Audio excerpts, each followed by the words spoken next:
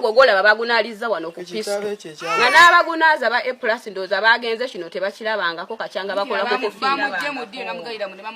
yangu yafuse yangu ya bamwetolodde bonna bonna buliddwa newo kunaliza ate nga neri bamujjeyo by force ene nyumba eri ekasanga tibatugamba gali makaga segirinya tetulina kye tulina kwogerayo kofe kale katugende kugapita semaganda gano siga segirinya nayo batufukidde akabasa okitegeera bamujje mu nyumba bamuzzeeno batufukidde akabasa toyingira tokola kye nyumba yonna bajebunguludde nga n'omukadde ne bwoba yagala kwetaaya tewali bamufundiza wali teri kwetaawuluza atudda walinga muwambe alinga mubbi kwegamba kyasusse era ndowooza obuswavu bwawe bagenza okulaba nga kya buswavu nnyo okubanga boogerawo naye ng'oyo omukadde taliiwo babadde bamunonye nawalya ne bamututteweera bayifosi bamugamba tuulaawo okitegedde tuulaawo naye mweyo embeera gye yabaddemu tubadde nga mu ddwaliro bane tubadde nga mu ddwaliro teri atuyambye n'omu teri atuyambye mama yamwebazizza era mwenna mwakitegedde ekyo tetuyinza kiyisaako maaso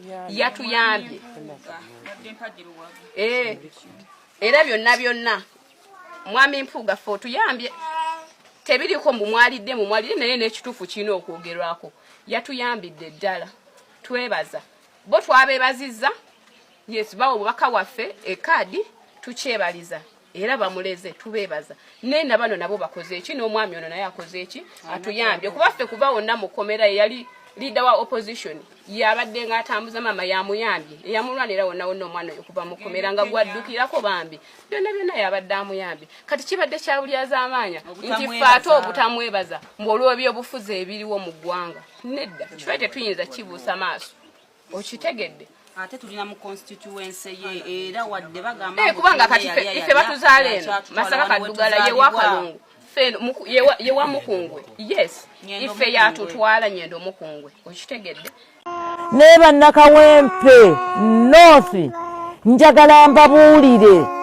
njagala nina omwana wange Alex Ruswa Luwemba njagala mumusemo obwesige yabaddira omwana wange Segirinya Muhammad mu bigere era njagala mumuwa akalulu Alex Ruswa Luwemba abadde ayagala nnyo omwana wange ng'akolera bulungi omwana wange kuba omwana wange yaŋŋamba maama Alex Ruswa Luwemba namwessaamu obwesige buli kimu Alex Ruswa Luwemba abadde akikola bulungi gwe njagala bannakawempe North mbasaba mumuwa akalulu Alex Ruswa Luwemba ajja kubanga Segirinya atambuze bulungi buli kimu ekya Segirinya nange nja kumubaako ajja bakolera bulungi mwebale nnyo mwebalire ddala ngaffe maze nkikiridde bato bange ne mami ensonga eyo yagyogeddeko mu kusookera ddala ne tubaako omuntu gwe twalonze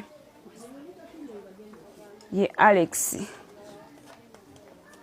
gwe twalonze era basinga obungi bonna bamutegeera bulungi kubanga ye muntu ajja abeerawo mu buli mbeera yonna ne Kenya yonna babadde bajja bamulaba ate n'omugenzi n'oba ogenze mu vidiyo bw'omugenzi era yakyogeranga yagambanga nti Ruswata Luwemba Wemba nga nvuddewo yabanziriranga mbigere naffe twagala okutuukiriza akalombolombo k'omugenzi keyaleka akoze eki kiyaleka alagaanye kitusobola kusazaamu kya mugenzi kubanga olwedde yabyogera byonna nga mulamu ate era nga ategeera bulungi nga takakiddwa nti waliwo omuntu wamukase era omuntu yenna agenda okulonda omuntu kyemmanyi mu byonna nti gwaba yeesize kati omugenzi oba yeesiga Alex yoyo ffenna gwe tutunuulidde era ffenna gwe twasonzeemu abasigadde bo sigenda kubwogerako wadde obbawako komenti naye kati nga ffe abafamire ffenna twatudde ne tugamba Alex gwe tuwaayo gwe tulonze ye yajja okukwasaganya mu buli kimu kubanga enkola yo yonna tuze tugirabaza tubeererawo bambi azaalwana mu buli kimu kyonna Alex otusimbidde essira era bwe kiba kyetaaga nga kukyuka mu ddiini Alex Ruswa Luwemba asobola okutuukiriza obulungi ebisuubizo bya Segirinya Muhammad nsuubira nakyasobola okukikola bannakawempe North ffe obwesige bwaffe bwonna nga famire ya Segirinya Muhammad tubutunuliza Alex Ruswa Luwemba abaana bano abato Segirinya baalese basobole okuyambibwa mwebale nnyo bannaffe, mwebalire ddala. By name, I'm Twahira Akandinda, a wife to the late Honorable Segirinya Muhammad, and I'm a citizen in Kawempe North constituency, the mother to Segirinya Ibrahim. And I wish to take this opportunity to address the whole world and everyone in the constituency and everywhere. I've been there during the time of jail, running up and down.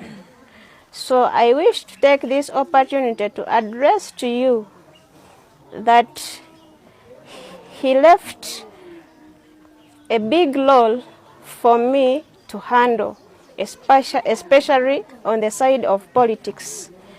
And I wish to inform you today that I have a feeling, a great feeling of taking up his position in the Kawempe North constituency. I beg everyone that has been supporting him in his favor to favor me. I thank the Parliament again and everyone that has supported us as a family in every activity and is still with us. I will be communicating most of the things in the next interviews. Thank you for listening. Why do you feel you are suitable for that position? I think I'm suitable for his position because I've been there all lives he used to make. I would be the person behind his camera, holding the camera. So I learned most of the skills and what to do. I got a lot of advice, strategies, how to run that thing. I know if I'm granted power, together with my team or the team that I will find in position, I will be able to run the constituency. Chose the former PA, but I think I have an opportunity to defend myself. I can work on my own. Everyone wants to make him or herself better. I believe in myself and I know I shall make it. I wish to take this opportunity to thank everyone who has moved with us in this painful journey, right away from the court issues to the hospitals until yesterday when we laid our loved one to the ground. I wish to appreciate the following people: the members of Parliament, Speaker of Parliament, Honorable Anit Among, Deputy Speaker Tayewa Thomas, and every member of Parliament that was there for us. I wish to also take this opportunity to thank most of his friends who have moved with us in this painful journey. I thank Captain Michael Mukura. He was there for me in the issues of court. He helped me and the family to ensure that everything went on very well. I wish to thank the lawyers, every lawyer that participated in the case issues. Thank you so much. I wish to thank friends from outside countries, especially from Netherlands. My in-law, Maggie, Mr. Mulindwa, Paul, and Mr. Kabogoza, who has been here running most of the things with me. I wish to appreciate most of my friends who have been there for me, especially those in the groups I've been involved and places where I have worked from. I wish to thank all people who have supported the late Honorable Segirinya Muhammad, especially the people of Kawempe North. Thank you so much for your support.